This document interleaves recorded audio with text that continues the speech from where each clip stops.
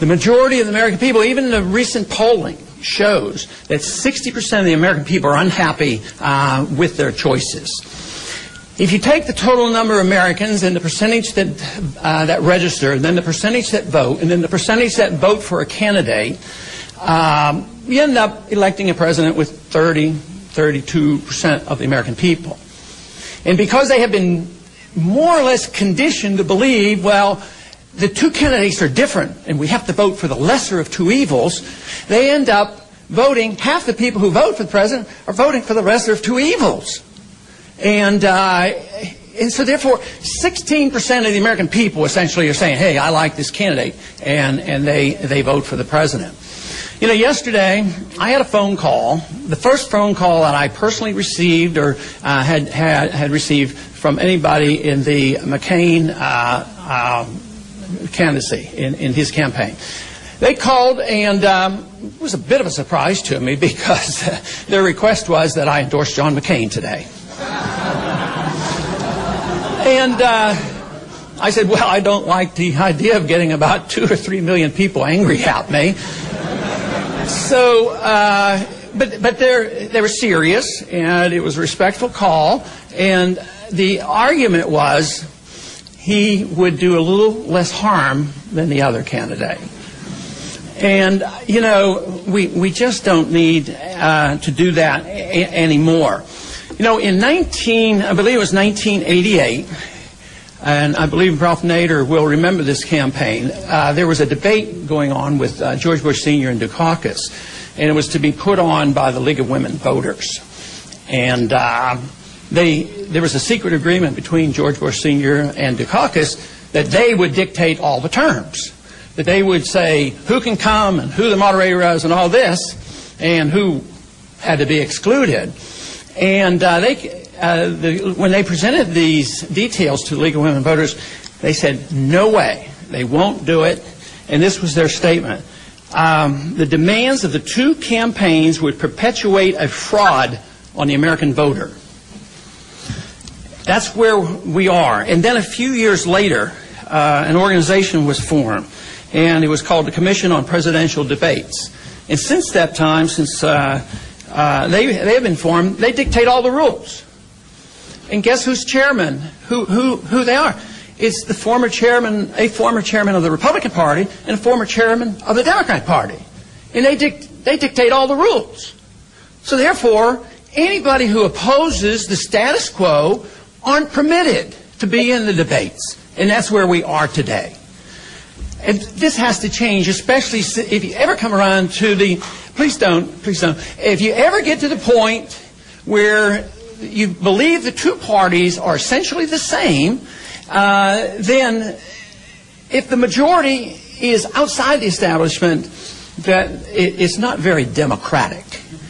The process isn't working.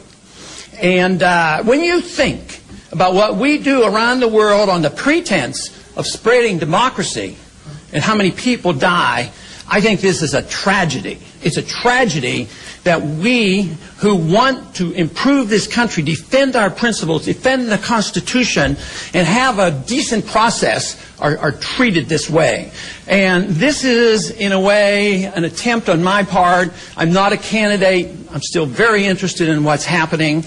And I just am today making a very strong suggestion of what we can do.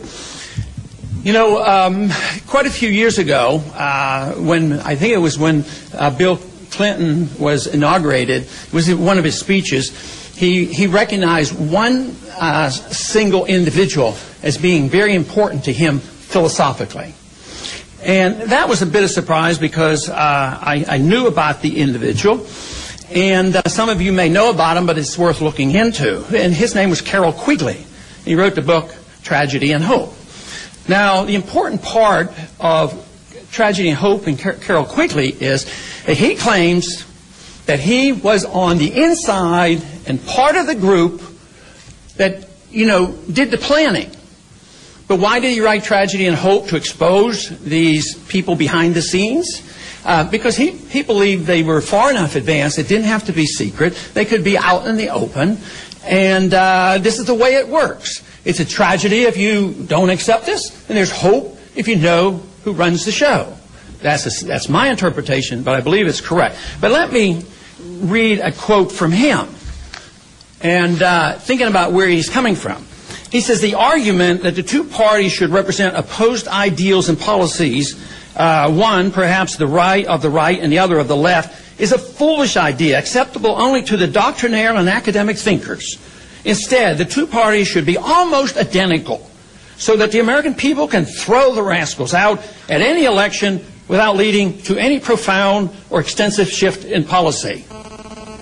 I mean, I think that is a profound statement, because it tells us what's going on and why things don't change.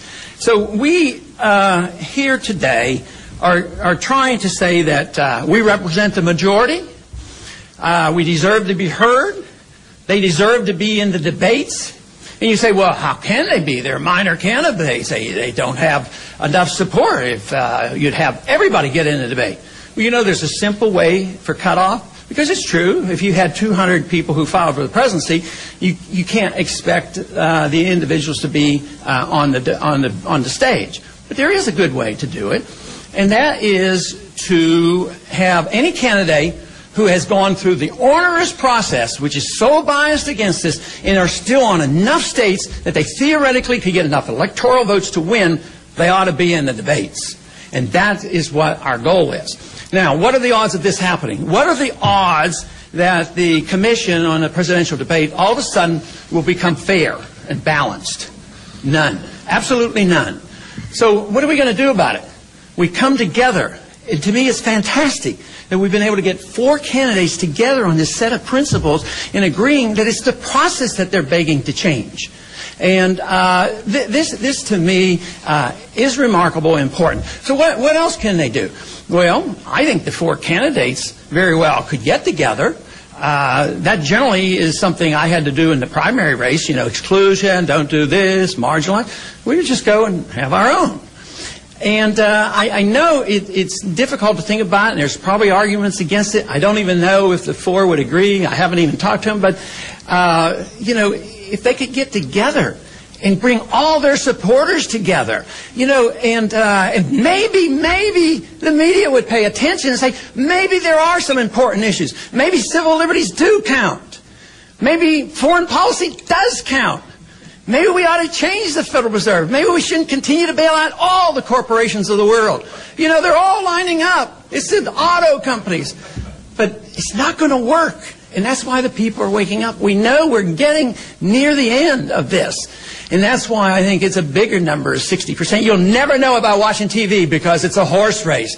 Who's the most evil? Oh, yeah, he's a little worse than this guy, so we need to do it. So I think what we need is to have a showing. And the only way we can have a showing is to prove this point. Now, first off, where are these 60%? Well, there's a bunch of them who make an intellectual decision not to vote.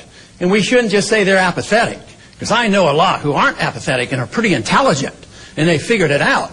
But I'd like them to vote. My recommendation is to vote. But if you add up those who intellectually don't vote, and you take all the alternatives and take that number of half the people who vote just for the lesser of two evil, we are the majority. But the more, the merrier. And they say, oh, you know, the first challenge is, oh, you want to hurt the Republican. No, I don't want to hurt anybody. I want to help save the country. And therefore, if this works, if the American people would wake up, I mean, there would be just as many votes that would leave Obama. I mean, he's not for change. That to me makes no sense. So if the Republican side would realize what I'm trying to do, they say they should be funding me. You know, they say, look, Obama isn't for change, and a lot of young people will go back and forth between Ron Paul and Obama. But the truth is he and McCain. I mean, Obama beat McCain into sending more money and troops to Afghanistan. They all want to send troops to Georgia and more money to Georgia. And they both want bailout. So I think I've hopefully made my point. And I am now going to say that I am very pleased. I thank the candidates for showing. We'll have to wait and see when Bob shows up. But in the meantime, I want to go ahead and give each candidate some time, and I think they won't be as long-winded as I am, because we do want to get to questions. But thank you very much for attending.